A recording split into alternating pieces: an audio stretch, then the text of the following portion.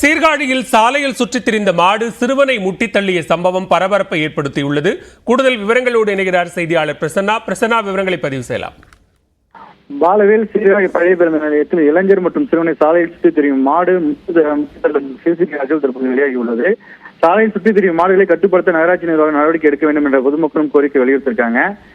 அதாவது சீர்காழி சுற்றுவட்டார பகுதியில் தொடர்ந்து சாலையில் மற்றும் வணிக வளங்களாக மாடுகள் சுற்றி திரிந்து வருகின்றன. இது தொடர்பாக மாடுகளை பிடிக்க பல்வேறு தரப்பினர் கோரிக்கை விடுத்து வந்த நிலையில நேற்று இரவு சீர்காழி பழைய பேருந்து நிலையத்தில் நகராட்சி கரை வளாகத்தில் நின்று கொண்டிருந்த 5 வயது சிறுவன் ஆடுசை வந்து அந்த சுற்றி திரிந்த மாடு திடீரென முட்டி தூக்கியுள்ளது. இதே போல நேற்று முன்தினம் இளைஞர் ஒருவரையும் அதே மாடு முட்டி தூக்கியுள்ளது.